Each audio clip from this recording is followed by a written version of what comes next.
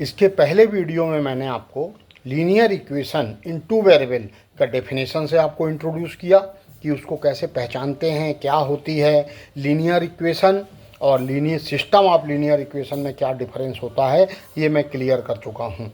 तो अब टॉपिक आगे बढ़ता हुआ linear equation in two variable, यानी इसको सिस्टम ऑफ इक्वेशन भी बोलते हैं। तो आज हमारा टॉपिक है relation between the ratio of coefficient of like variable and constant term in system of equation. तो सिस्टम ऑफ इक्वेशन में हमेशा अपना ये रहता है भाई, ये सिस्टम ऑफ इक्वेशन है, दोनों मिलके बनेगी। तो यहाँ a1x plus b1y is equal to c1 और a2x plus b2y is equal to c2। तो यहाँ क्या लिखा है, लाइक वेरिएबल यानी x और x, इसका a1 है, इसका a2 हो गया, इस y का b1 है तो इसका b2 हो गया, क्योंकि y का लाइक वेरिएबल y है और ये कांस्टेंट टर्म c1 का c2। तो इसमें हमको रेशियो निकालना है। तो रेशियो में देखिए, रेशियो निकालने के लिए यदि a1/a2 not is equal to b1/b2 के है तो यूनिक सॉल्यूशन होगा, यानी x की भी वैल्यू आएगी और y की भी वैल्यू आएगी। आपको सॉल्व करना है, इक्वेशन को क्या करना है, सॉल्व। इससे आपको यूनिक वैल्यू आएगी x और y की। और आगे चल के अगर आप इसका ग्राफ खींचेंगे तो मान लीजिए जैसा भी है, दोनों लाइन का जो ग्राफ रहेगा वो एक पॉइंट पे काटेगा और ये इसका सॉल्यूशन होगा। क्या होगा, सॉल्यूशन होगा। अब हम चलते हैं a1/a2 is equal to b1/b2। a1 a2 b1 b2 के बराबर हो जा रहा है, but not is equal to c1/c2, यानी ये दोनों बराबर नहीं होंगे। ये कोफिशिएंट सेम आएगा, ये कोफिशिएंट सेम आएगा, कोफिशिएंट सेम आएगा यानी उसका रेशियो, और मगर ये रेशियो डिफरेंट आ जाएगा। तो इस केस में अगर आप लाइन का ग्राफ खींचेंगे तो एक लाइन ऐसे जाएगी, दूसरी लाइन ऐसे जाएगी, तो ये दोनों लाइन क्या होगी, पैरेलल होगी, यानी इसमें इंटरसेक्स हो गया था तो सॉल्यूशन मिल गया था। इसीलिए बोलते हैं कि दो पैरेलल लाइन कहाँ काटती हैं भाई, वो तो इन्फिनिटी तक जाके काटेंगी, इन्फिनेटिव में।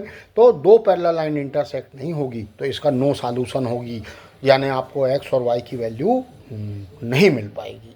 अब यदि आप करते गए भैया a1/a2 b1/b2 और c1/c2 भी हो गया तो इन्फिनाइट मैनी सॉल्यूशन, यानी कई सॉल्यूशन होगा भैया। इन्फिनाइट मैनी सॉल्यूशन का मतलब यदि आपने यहाँ लाइन 1 का ग्राफ खींचा तो दूसरी लाइन जो रहेगी इसके ऊपर जाएगी L2, यानी इसको कोइंसिडेंट बोलते हैं, एक के ऊपर एक, क्लोप्स माने एक के ऊपर एक लाइन जहाँ से जाएगी उसके ऊपर से जाएगी, तो ये जितने भी पॉइंट होंगे मैनी, ये सब उसके सॉल्यूशन होंगे।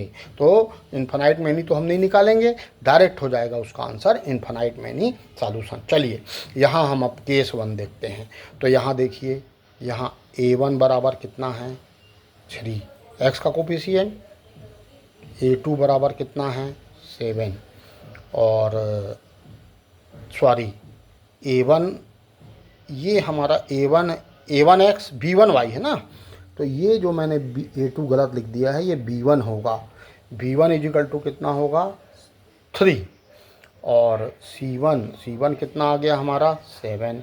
यहाँ देखिए a2 कितना आ गया 6, b2 कितना आ गया 9, और c2 कितना आ गया हमारा, जल्दी बताइए 11। तो अब यहाँ पे हम करते हैं a1/a2।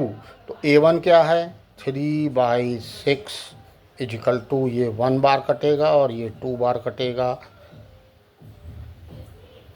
है ना, ये 2 बार कटेगा, तो ये वैल्यू कितनी आ गई 1/2। अब b1/b2 करेंगे तो b1 है 3 कितना हो गया भाई 9, 3/9 के लिए कितना हो गया 1/3, और c1/c2 कितना हो गया 7 ये कितना हो गया 11। ये किसकी वैल्यू आ गई c1/c2 की। तो यहाँ आप देखिए ये a1/a2 है और ये b1/b2 है, इसका मतलब क्या हुआ a1/a2 not is equal to b1/b2। जब ये नॉट इजिकल टू आता है तो ये c1/c2 को आपको निकालने की ज़रूरत नहीं है, इसमें हमारा डायरेक्ट आंसर क्या आ जाएगा यूनिक सॉल्यूशन। क्या आ जाएगा बोलिए, यूनिक सॉल्यूशन, यानी हमको एक वैल्यू x की मिलेगी और एक वैल्यू y की मिलेगी। क्लियर है। चलिए इसमें हम देख लेते हैं, इसमें डिवाइड करिए a1/a2, तो 2/6 कितना आ गया भैया, 1/3, b1/b2 3 चलिए a1/a2 यानी क्या हो गया, 2/6, 2/6 किसके बराबर होगा, 1/3, 1 जा और 3 जा। b1/b2 करेंगे यानी 3/9, ये भी 1 जा और ये 3 जा, 1/3 के बराबर हो गया। और c1/c2 किसके बराबर हो गया, 7/11 के। तो इस केस में क्या हुआ देखो, इस केस में हमको कौन सी कंडीशन मिल गई, इस केस में हमको ये कंडीशन मिल गई a1/a2 इजिकल टू b1/b2 के है, बट c1/c2 आप ये देखिए 7/11 आया, 7/11 आया, यानी इसका होगा नो सॉल्यूशन।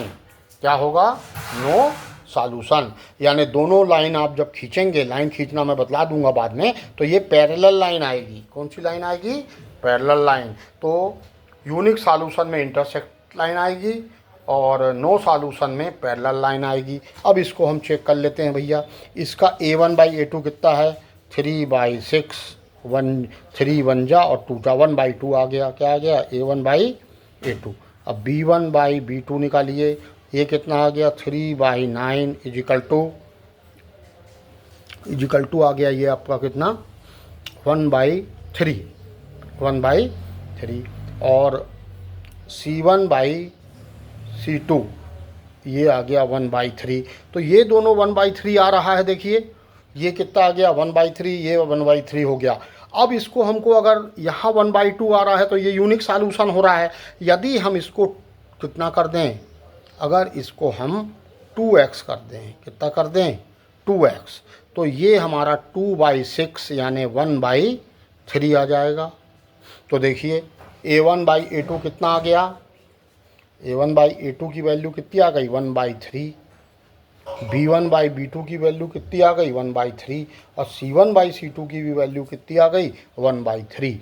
तो इसका मतलब क्या हुआ, a1/a2 is equal to b1/b2 is equal to c1/c2, और ये सारे की वैल्यू कितनी आई है, 1/3। यानी तीनों जो रेशियो